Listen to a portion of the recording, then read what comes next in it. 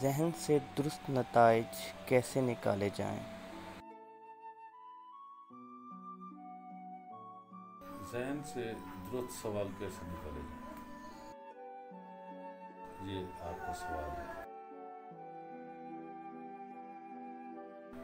ذہن سے نکالے گئے سوالوں کی درستگی کے متعلق بات کرنے سے پہلے ہمیں چاہیے کہ ہم انسانی ذہن پہ غور کریں کہ انسانی ذہن کا بنیادی فریضہ کیا ہے، what is its original functioning.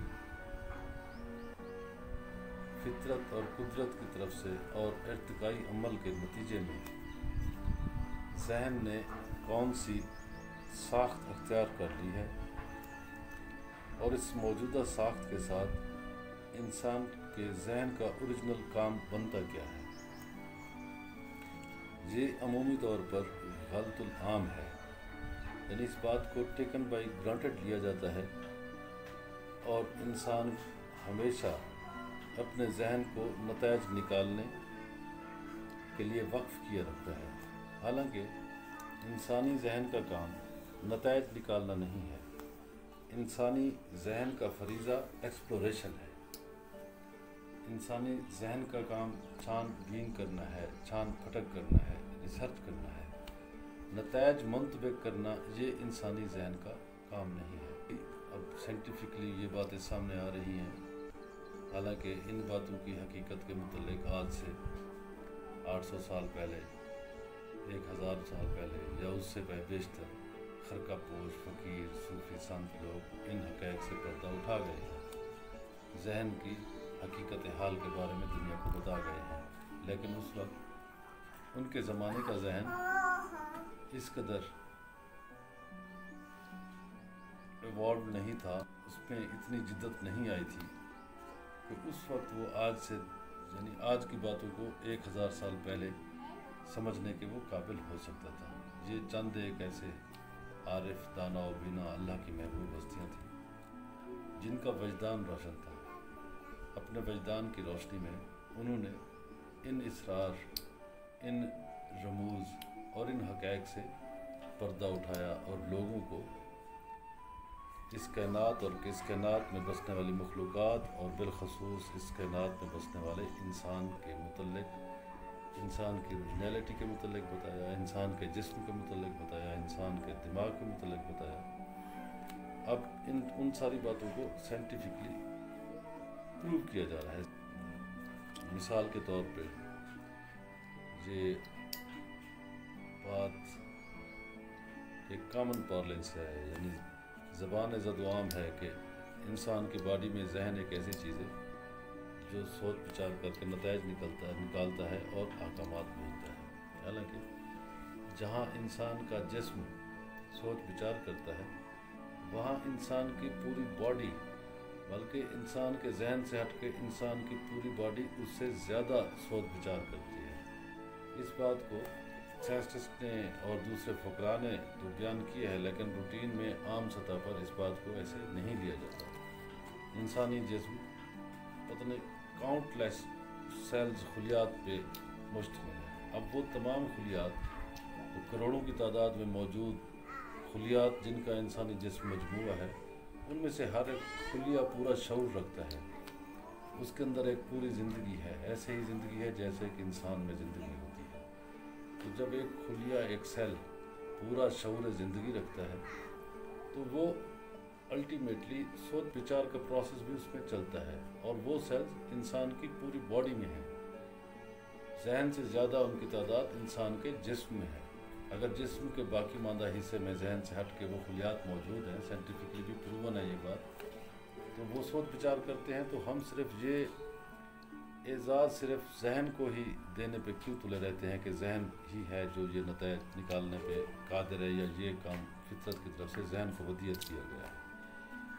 اب ذہن کا نتائج کی، جو ذہن سے نتائج نکالتے ہیں، ذہن کے نکالے گئے نتائج کا مقصد یہ ہے کہ ہم اصل میں اپنی غیر یقینیت کو دور کر رہے ہوتے ہیں، انسرٹینٹی کو ہم سرٹن حالات میں بدلنے کی کوشش کرتے ہیں، چونکہ انسان غیر یقینی حالات میں زیادہ دیر تک سروائیو نہیں کر سکتا۔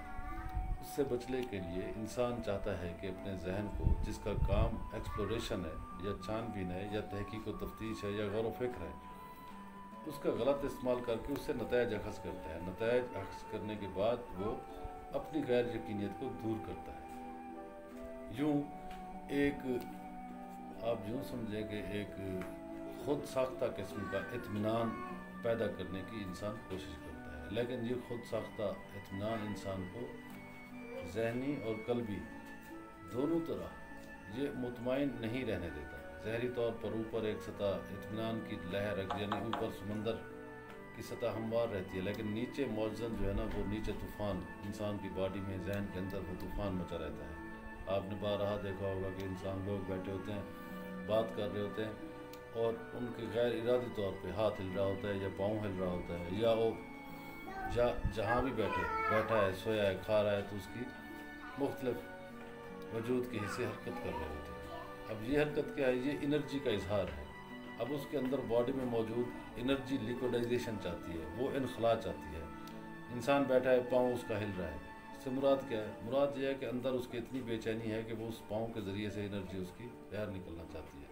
یوں وہ اپنی انرجیز کو ویسٹ کرتے رہتا ہے۔ اگر اپنی ان غیر ارادی افعال پہ انسان غور و فکر کرے اور اپنے ان غیر ارادی افعال پہ کنٹرول کرنا سیکھ لے، تو وہ انرجی ضائع ہونے کی بجائے وہ انسان کے جسم کا پارٹ اینڈ پارسل بن جائے گی، انسان کے جسم و جان کو توانا کرے گی، انسان کے اندر انلائٹنمنٹ پیدا کرے گی، انسان کے دل و دماغ کو روشن کرے گی۔ تو یہ چیزیں یہاں پہ اس انداز سے رائج نہیں ہیں۔ جہاں تک بات ہے ذہن کے نتائج نکالنے کا کہ کیسے درست نکالے جائیں، بات یہ ہے کہ انسان کا ذہن، جو آپ کا مقصد، آپ کی گیدرڈ ایک تھاٹس ہیں، یہ ذہن کا جو نتائج نکالنے کا پروگرام ہے، اسے عمومی طور پہ انٹلیکچوئل کی کیٹیگری میں اسے رکھا جاتا ہے، اور انٹلیکٹ کا نام یہ ہے کہ اسے دانشوری کا اس کے اوپر لیبل لگا دیا گیا ہے۔ حالانکہ یہ جو انٹلیکٹ ہے، اس کا یہ ہے کیا؟ یہ انسانی سوچ کے پروسیس کا نام ہے، یعنی انسانی تھاٹس کے پروسیس کا نام ہے۔ انسانی تھاٹس کیا ہے؟ یہ وہ تھاٹس ہیں جو آپ you have already been gathered around your self, جو آپ اپنے ارد گرد جمع کر چکے ہوتے ہیں۔ یہ جمع کی ہوئی جو ہیں، یہ جو معلومات ہیں، ان پہ غور و فکر کر کے آپ اس سے نتائج اخذ کرنے کی کوشش کرتے رہتے ہیں، جس کی وجہ سے آپ اپنی زندگی جے فلی جی نہیں سکتے، آپ اپنی ساری زندگی ادھوری جیتے ہیں۔ آپ جب ذہن سے نتائج نکالنا چھوڑ دیں گے تو آپ اپنی زندگی کو بھرپور انداز سے جئیں گے، دل کی امنگ کے مطابق جئیں گے، زندگی گزاریں گے نہیں، بلکہ ہر لمحہ اس کا آپ جی کے گزاریں گے۔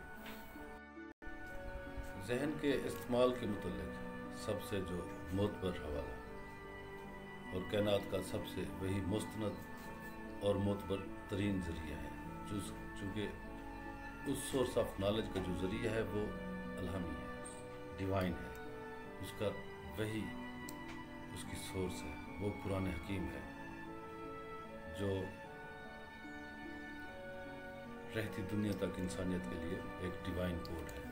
اب اس ڈیوائن کوڈ میں، یعنی قرآن حکیم میں، حکمت بھری کتاب میں، جو اللہ نے اپنے پیارے حبیب سرکار دو عالم حضرت محمد صلی اللہ علیہ وآلہ وسلم پہ نازل فرمایا، اور جس میں سرکار دو عالم صلی اللہ علیہ وسلم کی ختم رسالت پہ مہر ثبت فرمائی، اور یہ بیان فرما دیا کہ دین کو مکمل کر دیا گیا ہے۔ وہ اس وجہ سے کہا گیا کہ دین کی تکمیل ہو گئی ہے، کہ اس کے بعد یعنی اب قرآن حکیم آ گیا ہے، اللہ کے پیغمبر آخر الزمان خاتم المرسلین تشریف لے آئے ہیں۔ اس کے بعد جیسے انسانیت پہلے ایک پیغمبر یا رسول کے بعد یا صالح کے بعد انتظار کرتی تھی کہ کوئی اگلی ہستی آئے گی، وہ ہمیں راہ حق دکھلائے گی، اللہ پاک نے یہ سلسلہ اختتام پذیر فرما دیا۔ سرکار پاک کی نبوت تمام انبیاء کرام کی نبوت کی تکمیل کرنے والی ہے۔ سرکار پاک کے بعد نبوت کا سلسلہ اللہ پاک کی طرف سے منقطع فرما دیا گیا۔ اب قرآن حکیم موجود ہے، سرکار دو عالم صلی اللہ علیہ وآلہ وسلم کی ذات اقدس مبارک کی حیات طیبہ، آپ کی سنت، آپ کے احکامات وہ شریعت کا حصہ ہیں۔ ان کی روشنی میں انسان اپنے اپنے زمانے پہ اپنے ذہن کے متعلق غور و فکر کر سکتا ہے، اور اسی غور و فکر کرنے کے کام کو، جیسے میں نے آغاز میں گزارش کی تھی کہ ذہن کا کام ایکسپلوریشن ہے، اسی بات کی طرف قرآن حکیم ہماری رہنمائی فرماتا ہے کہ زمین و آسمان پر غور کرو۔ اللہ پاک بار بار فرماتا ہے میری نشانیوں پر غور کرو، دن رات کے بدلنے میں پہ غور کرو، سورج چاند کی گردش پہ غور کرو۔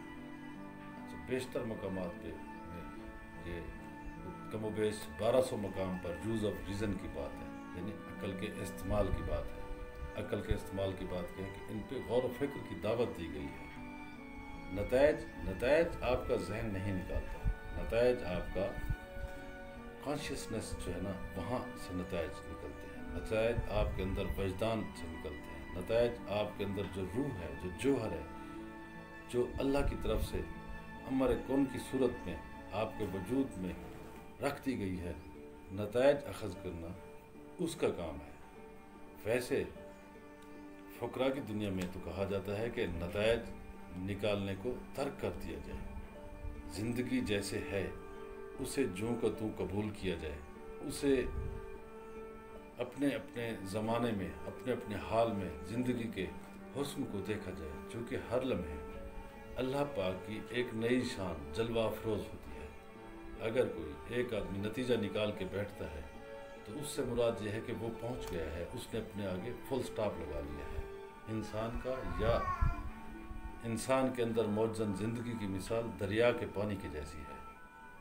آپ دریا پہ باندھ نہیں باندھ سکتے، دریا کے آگے کوئی رکاوٹ نہیں ڈال سکتے۔ اگر دریا کے آگے کوئی رکاوٹ دیں گے، اگر کوئی باندھ باندھیں گے تو ایسا ہوگا یہ کہ وہ ایک حد تک وہ پانی کو روکتا رہے گا، دریا کے پانی کو، لیکن ایک ٹائم آئے گا جب وہ پیچھے سے آنے والا متواتر یعنی زندگی کا جو یہ سائیکل ہے چلنے والا، اسی طرح پانی کا چلنے والا یہ جو سائیکل ہے وہ متواتر روانی سے بہتے بہتے ایک روز اس بند کو اٹھا دے گا، اس کو توڑ دے گا۔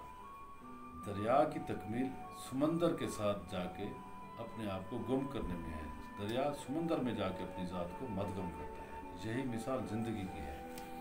جس طرح آپ دریا کا باندھ نہیں باندھ سکتے، دریا کے پانی کو نہیں روک سکتے، اسی طرح زندگی کے آگے بھی فل سٹاپ نہیں لگا سکتے۔ یہ جو نتائج نکالنا ہے، یہ ذہنی طور پہ نتائج نکالنے کی یہ کوشش بنیادی طور پہ فل سٹاپ لگانے کی کوشش ہے کہ اب میں نے یہ نتیجہ نکال لیا۔ نتیجے نکالنے سے کیا ہے کہ وقتی طور پر آپ ایک سائی آف ریلیف لے لیتے ہیں، چونکہ آپ ذہن کے ساتھ زندگی گزار رہے ہوتے ہیں تو آپ کو چاہیے ہوتا ہے کہ ذہن کو کوئی پاز ملے۔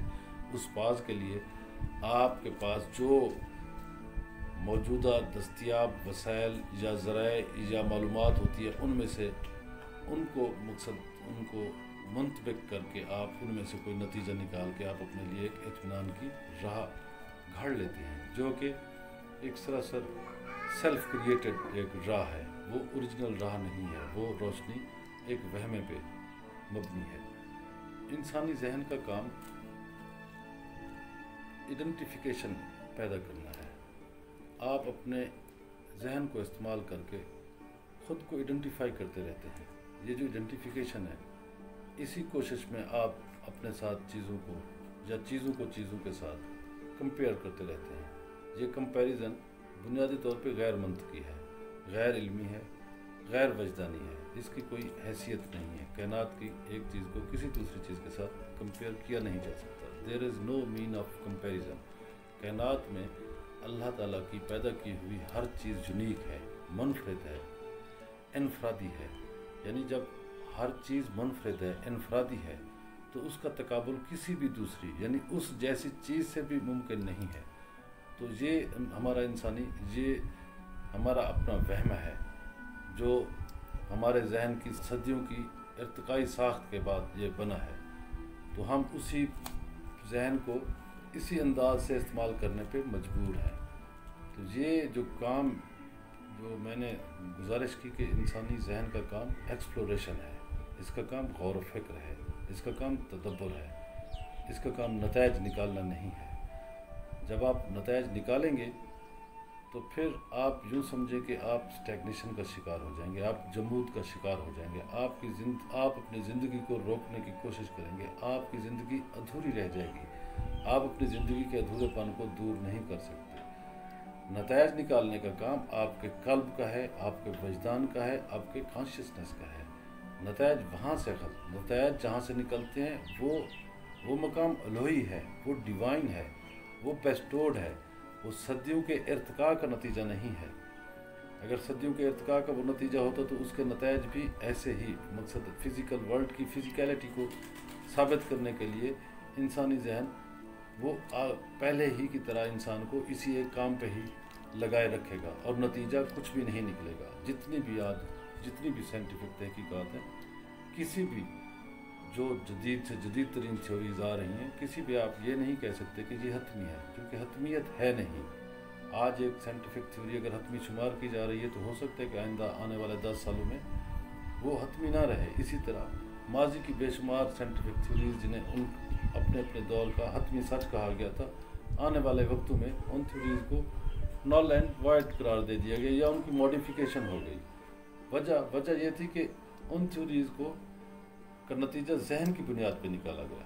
اگر ان کا نتیجہ سائنٹیفک تھیوریز کا اور انسان اپنی زندگی کا نتائج یا اپنے حالات و واقعات کا، اپنے قرب و جوائر کا، مظاہر فطرت کا نتیجہ ذہن کی بجائے اپنے قلب سے، اپنے وجدان سے، اپنے انٹیوشن سے، اپنے کانشیسنس سے نکالے تو وہ نتیجہ ایسا ہوگا جو انسان کی زندگی کو خوبصورتی سے پایہ تکمیل تک یا سہل بامراد تک پہنچانے کے لیے کار فرما رہے گا۔ وہ جو ذریعہ وجدان کا ذریعہ ہے، جو انٹیوشن کا ذریعہ ہے، جو آپ کا کانشیسنس ہے، وہ دیٹ از بیسٹورڈ بائی آلمیٹی اللہ، وہ اللہ کی طرف سے ان بلٹ ہے، ودیت ہے آپ کے اندر، ہر انسان کے اندر وہ ان بلٹ ہے۔ اصل جو کوشش ہے وہ انسان ایک کوشش کا لفظ بھی زیادہ یہاں پہ سوٹیبل نہیں ہے۔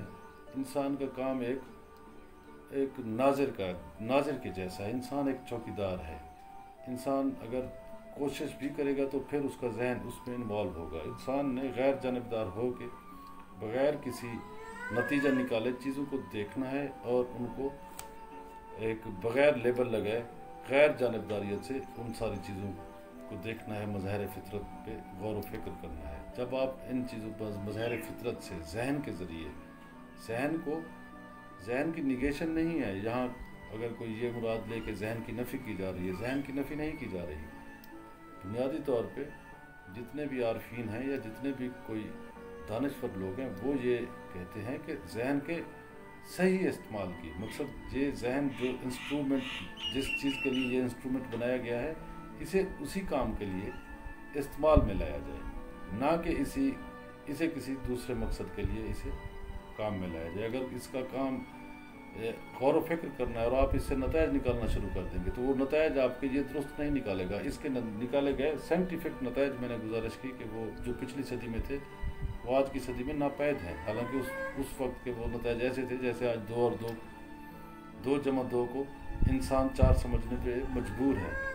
یہ بھی چونکہ ایک منطق اور عقل کے ذریعے، استدلال کے ذریعے نکالا گیا ایک نتیجہ ہو سکتا ہے 2 اور 2 کل کو وجدان کو رہنمائی کرے، 2 اور 2 کو 4 کی بجائے 2 اور 2 کو 1 کہا جائے۔ یہ باتیں، اس میں مقصد یہ ہے کہ ان میں ذہن کے ساتھ جو باتیں آپ نتائج نکالیں گے اس میں حتمیت نہیں ہوگی۔ ہاں، اگر آپ ذہن کو غور و فکر کے لیے دیانت دارانہ آنیسٹلی آپ کوشش کرتے ہیں کہ غیر جانبداریت سے چیزوں کو دیکھا جائے، ان کا مشاہدہ کیا جائے، غور و فکر کیا جائے، تو اس کے بعد نتائج ان چیزوں کو سامنے رکھ کے آپ کے من میں رکھی ہوئی جو چپ ہے مالک کی طرف سے، فیڈڈ چپ ہے، جو سم ہے جو مالک کی طرف سے، جو آپ کا وجدان ہے، انٹیوشن ہے، دل ہے، یہاں سے وہ سر چشمہ آپ کے من کے اندر چھپا ہے، اس من سے وہ آپ کو نتائج اس من سے نکلتے ہیں۔ وہ نتائج ایسے ہوتے ہیں جو ہر لمحے کے سچ کے مطابق ہوتے ہیں۔ ہر لحظہ ہے مومن کی نئی شام نئی آن، اس سے مراد یہی ہے کہ ہر لمحہ اللہ پاک کی ایک نئی صفت جلوہ افروز ہوتی ہے۔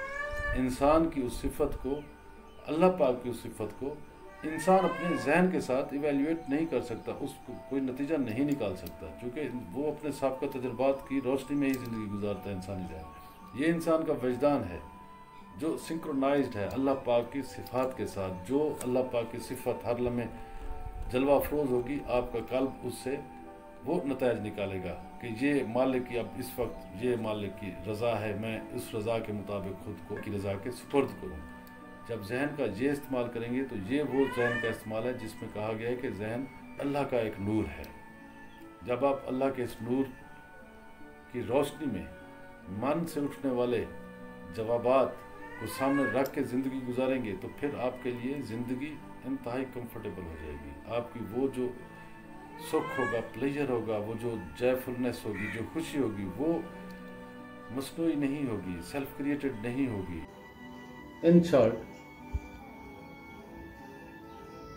ہمیں ذہن سے نتائج نکالنے کو موقوف کر دینا چاہیے، ترک کر دینا چاہیے. نتائج من سے، جیسے بار بار ریپیٹڈلی کہا گیا ہے کہ انٹیوشن سے، قلب سے، کانشسنس سے ابھرتے ہیں، تو نتائج کو وہاں سے ابھرنے دیا گیا. ان نتائج یعنی قلب سے نکلنے والے، اٹھنے والے نتائج کی روشنی میں ذہن کا استعمال کیا جائے، ان نتائج کی روشنی میں ذہن کو چلایا جائے، ذہن کو قلب کے تابع کر دیا جائے. تو ویسے بھی کہا جاتا ہے کہ ذہن ایک ادنا ترین حکمران اور اعلیٰ ترین غلام ہے. اگر اس بات کو سامنے رکھے تو وہ پھر ہمیں اپنے من سے اٹھنے والے جوابات کے نتیجے میں کی روشنی میں زندگی کو گزارنی چاہیے. اگر اس انداز سے، اس آہنگ سے ہم نے زندگی گزارنے کی طرح ڈالنے کی کوشش کی تو وہ پھر ہماری زندگی بھی تکمیلیت کی طرف بھی جائے گی اور ہر لمحہ ہمارا جائے فلنس سے بھرپور ہوگا، بلسفل ہوگا اور ایکسپیرینس ہوگا، اور ہمیں محسوس ہوگا کہ ہم زندگی کا ایک ایک لمحہ جی کے گزار رہے ہیں.